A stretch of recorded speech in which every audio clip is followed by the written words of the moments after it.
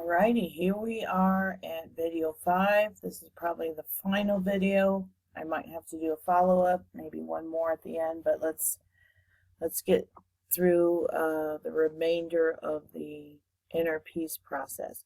So I had just left off on the future pacing, where you've resolved the problem and you ask your inner self, what do you want to do in the near future? You see yourself doing it, you see yourself accomplishing it, and only then do you ask the next future pacing question, which is, when you're done with that, what's the next thing that you want to do? And you just see what comes up. And I usually just stop there at the next thing, the first thing and the next thing, because you can repeat that daily, or as you go, like, what's the first thing I need to do, and then, okay, I can see myself doing it, what's the next thing? That's called future pacing, where you actually can see yourself doing it in the future, and that helps drive it, that helps your mind kind of expect it, and so forth. Okay, so we had gotten through 19, and again, when you don't matter to others and don't think other people care, you're asking yourself, how does it feel to have no one care about you? What does it feel like when meaning is so important to you but not to matter to anyone?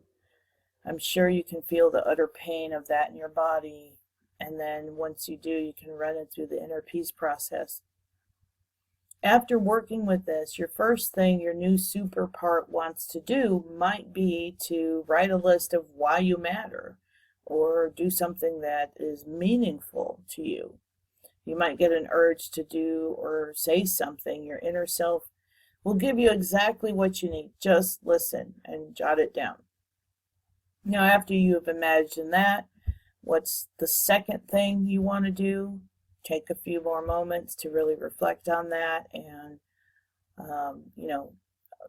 like I said, you already have seen yourself in the future in your mind's eye, completing the first task, and now you wonder what to do next. If you wait long enough, the answer will come up. The mind actually has no choice but to go look for answers when you ask it a question, especially about yourself. Your mind loves those questions and will bring you the best stuff. So just pause, listen, and wait. When you get it, write that down, and then just imagine yourself doing it in the future time and space that you'll probably do it in. Just use your intuition and imagination on all this. There's no right or wrong answer. You're not trying to find the right thing in the right time. You're just going with the flow of what comes up. So this is how you activate your behavior or your actions in the future, even just in the near future, even later today. That's why it's called future pacing. You see yourself doing something in the near and far future. You ask the first question because you want to pick something to do right away to help you move forward after this healing and integration. These parts have integrated at this point, so we want to help move forward now. This forward movement is a continuation of the inner healing you just did, and it's just as important as the healing itself. All right, so let's move on to number 20.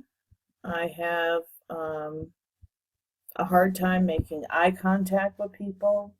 I look away a lot when I'm speaking, maybe looking down even.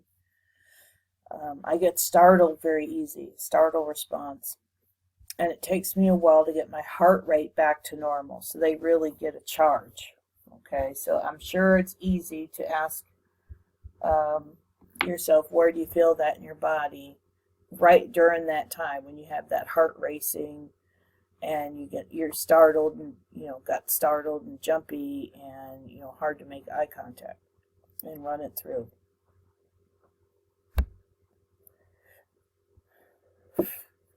So that whole number 20 is really the classic fight or flight response. Classic complex PTSD being triggered into an emotional flashback with real body reactions. The way to calm down or turn off that response is to go within. It's like somatic mindfulness is what we're doing with the inner peace process. Being mindful or meditation is a way to get quiet and go within, but the classical traditional ones are just really too boring and just too uncertain for us. Your mind is going a mile a minute. So the inner peace process is a way to go within while giving your mind something to do with this reaction, a way to communicate with it, which is so much more productive. You get so much more info than just sitting there trying to focus on your breathing.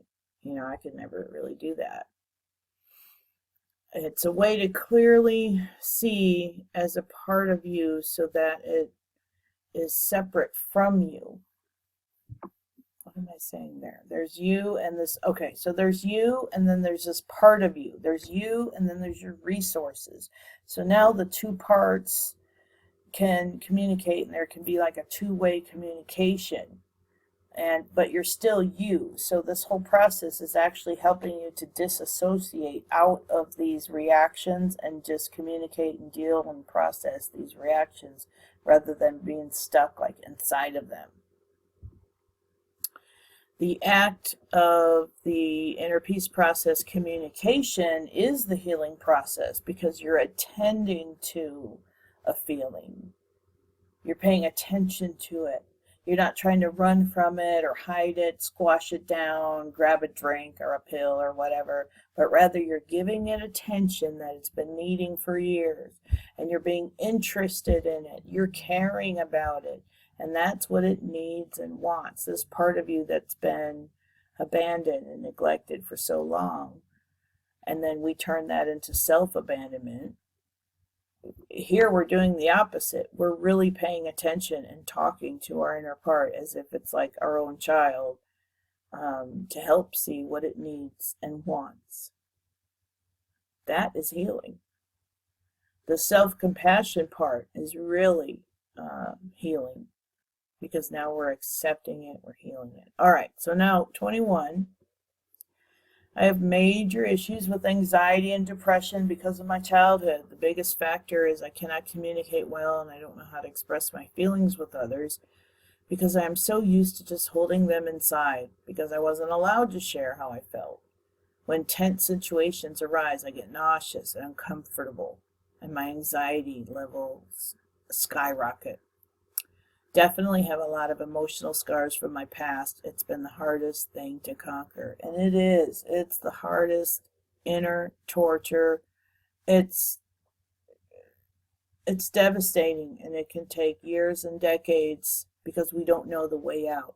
I truly believe the inner peace process is a way out of it, to heal it and move forward. So again, run these feelings through the inner peace process as soon as you can feel it in your body. Go through all the steps up to the future pacing, your moving forward plans and all that. And then when you're done with that, come back to the room.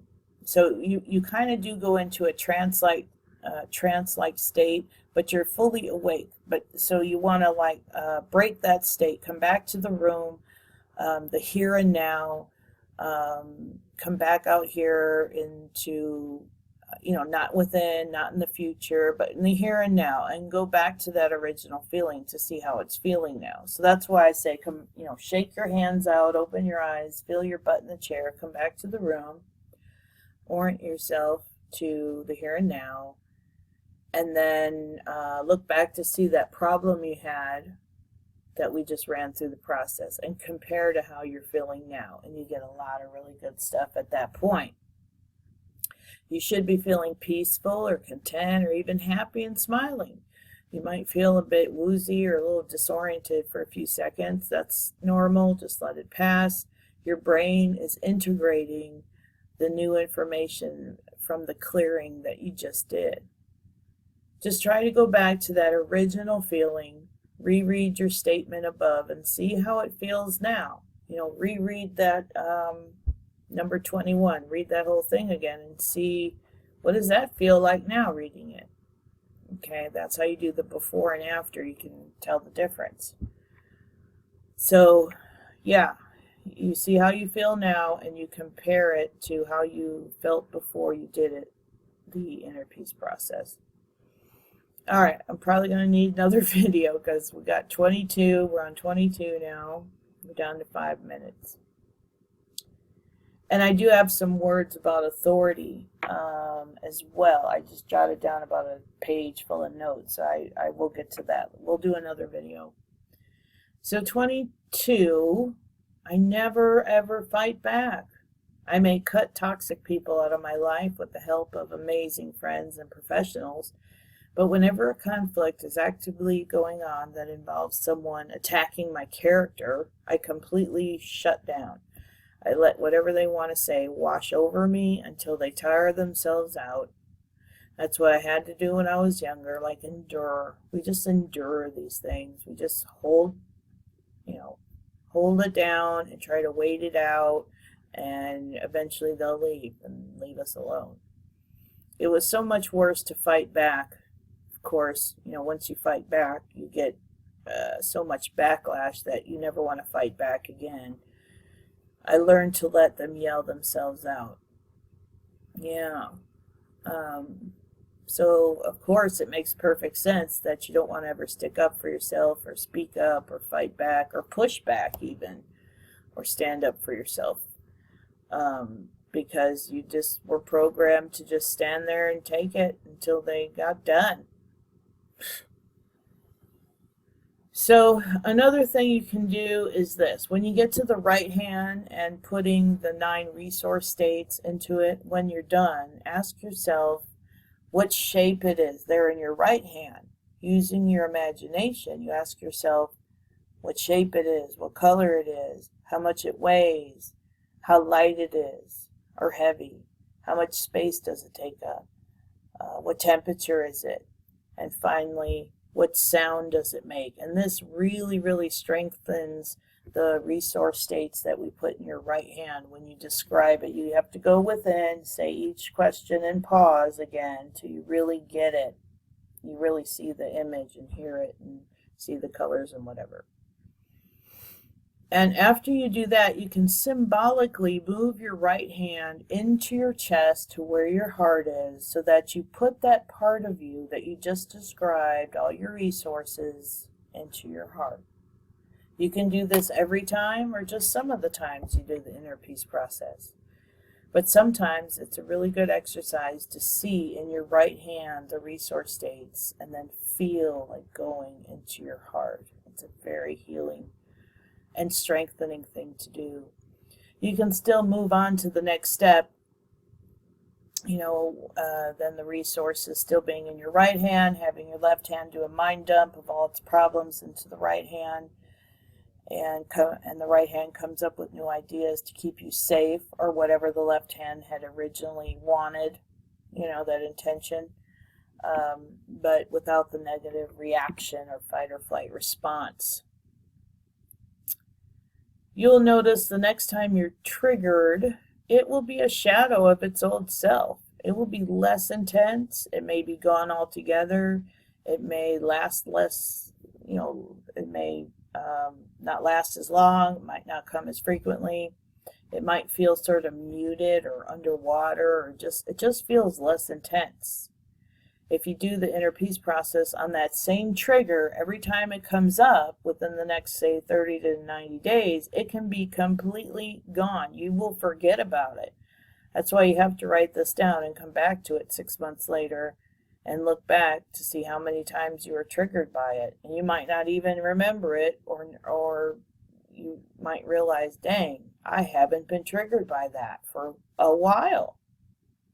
I've had clients with huge shame issues for years, decades, and 10 minutes later after doing the inner peace process, they come back to my office 30 days later, and when I ask them how their shame is doing, they flat out tell me, I don't have any shame, I resolved all that. It's almost as if they forgot we even had a session, and that's still blows my mind to this day. Every time I do this process with someone, it still blows my mind how much it works and how much the person's able to integrate and move on. So that's it. I will see you on the next video.